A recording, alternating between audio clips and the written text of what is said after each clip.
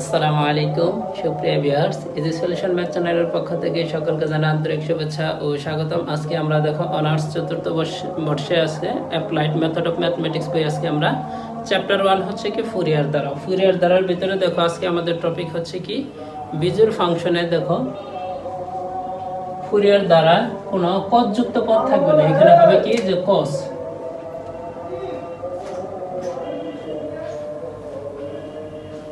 Cosine. দেখো Fourier দ্বারা কোনো কোসাইন যুক্ত পদ থাকবে না। তো দেখো তাহলে আমরা একটু এই যে এখান থেকে স্টার্ট করেছি। দেখো প্রুফড ধরি।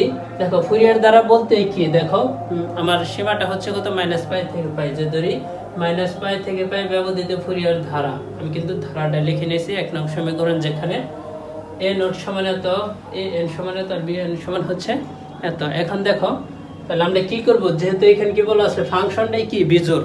যদি ফাংশন যদি বিজোড় হয় তাহলে সেই ক্ষেত্রে সাইন জোড় হবে। আমি কিন্তু পূর্বের লেকচারে কিন্তু বলেছি ফাংশন জোড় হলে তাহলে সাইন হবে বিজোড়, আর ফাংশন বিজোড় হলে সাইন হবে জোড়। সাইন যদি জোড় হয় তাহলে কসটা অলরেডি কি হয়ে যাবে, বিজোড় হয়ে যাবে। দেখো দেওয়া আছে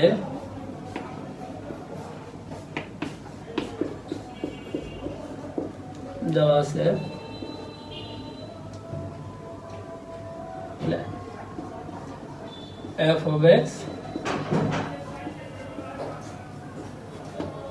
বিজোড়, f of x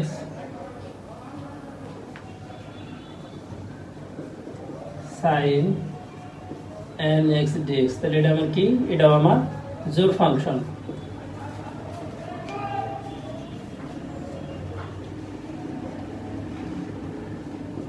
আরেকটা হচ্ছে কি f of x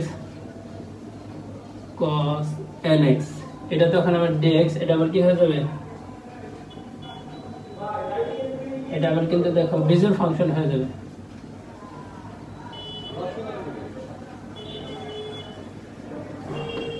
তখন দেখো আমার cos ফাংশনটা মানে cos এই অনুপাত্রে কি হয়ে যাবে, বিজোড় হয়ে যাবে। তাহলে দেখো এখন আমরা কি আমরা জানি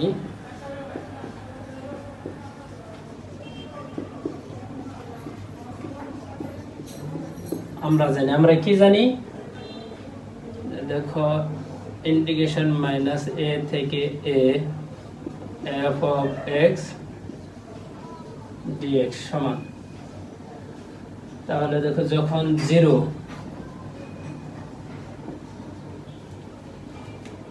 f of x টা তখন কি হয়ে যাবে, বিজোড়।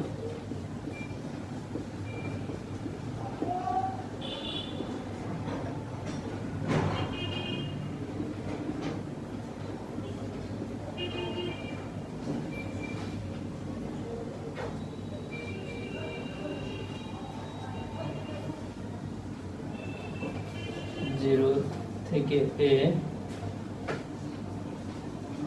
f of x dx যখন f of x জোড়। দেখো আমি কিন্তু জোড়ের জন্য কিন্তু একটা বেশ, আরেকটা হচ্ছে কি বিজোড়ের জন্য।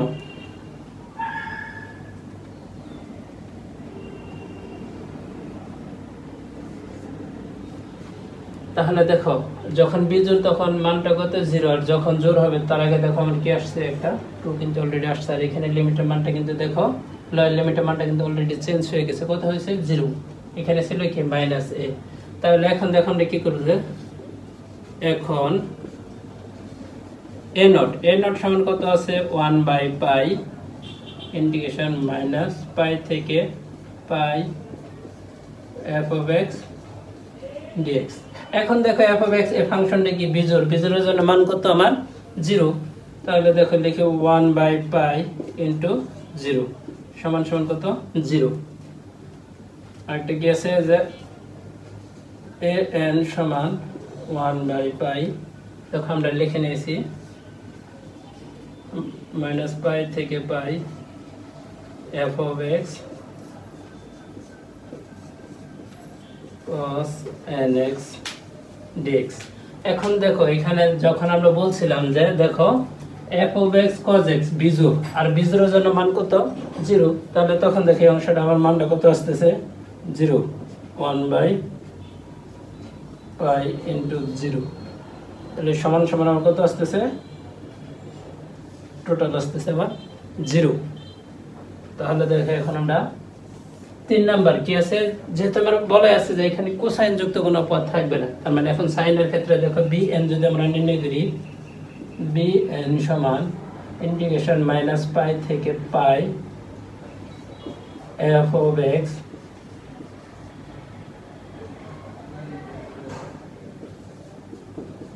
sin nx dx।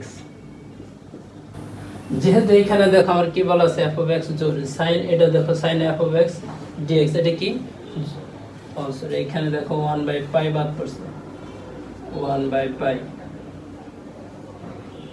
আগে একটা কি আসবে 2, আর এখানে লিমিটের মানটা চেঞ্জ হয়ে কি হবে 0 থেকে π f of x sin nx dx। এখন দেখো আমরা 2 টা 1 এর সাথে অলরেডি গুণ করে দেই, 2/π ইন্টিগ্রেশন 0 থেকে π f of x sin nx dx।